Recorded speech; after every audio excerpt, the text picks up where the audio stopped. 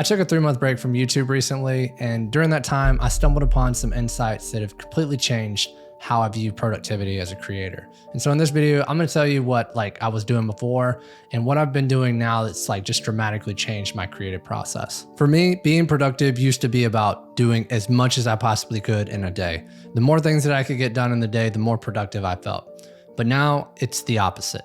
Doing less is what actually makes me feel productive. Before, I wasn't really clear on what my goals were, so I would do all these little small tasks and honestly wouldn't really do anything that would move the needle. I think about my energy, and I like to think of it as 100 units. And so every time that I do a task, I'm spending that energy. And I know that sounds like very common sense, but if you were to take those 100 units and you were to aim all 100 units at your goal, you're actually gonna make a lot more progress than you would if you were to aim that at 10 different other goals. And so now I'm really intentional with the things that I decide to do because I realize that I have a finite amount of energy and I only want to direct that energy towards that goal. A lot of times I'll go out of my way to help someone. And I'm not saying that that's this is just the way that I was raised. I'm not saying it's a bad trait to have, but it is something to be mindful of. When you say yes to all these different things, you're saying no to your goal. And so I now think of it as you have to make sacrifices for your goal or else your goal will become the sacrifice. There's some things that I'm straight up can say no to, no problem. But when it's family and stuff like that, it gets a little bit tricky. I've been trying to identify all the distractions that have been going on in my life and cutting them out completely. So what I'm doing is I'm putting my phone away. I'm not scrolling through social media.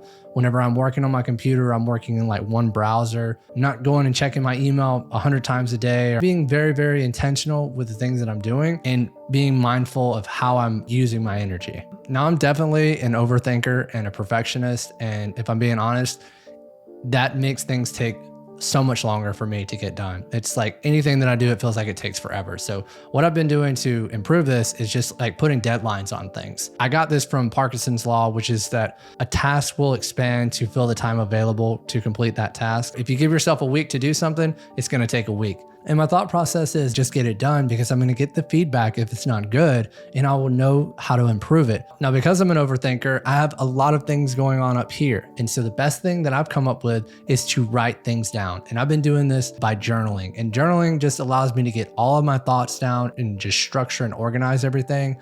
And it also is very good for reflecting. I do all of my journaling in Notion, and that's how I start and finish every single one of my days. And it's been a complete, total game changer. And part of my journaling process is to plan tomorrow today. See, I used to wake up and I would just have in my head the things that I thought I needed to do for the day.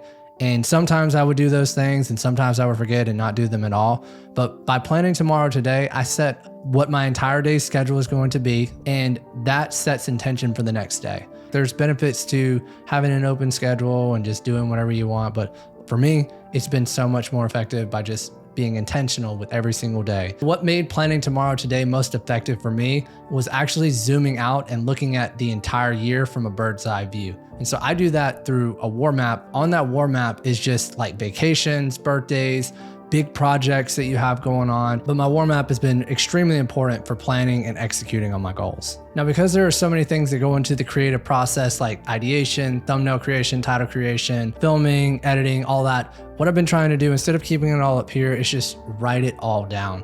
And coming up with systems and processes for each video, I'm not having to keep everything up here. I can just go down a checklist. There were too many times that I dreaded tasks like scripting a video or filming a video or editing a video. Even today, I had a video that I had to edit and I did not want to edit it.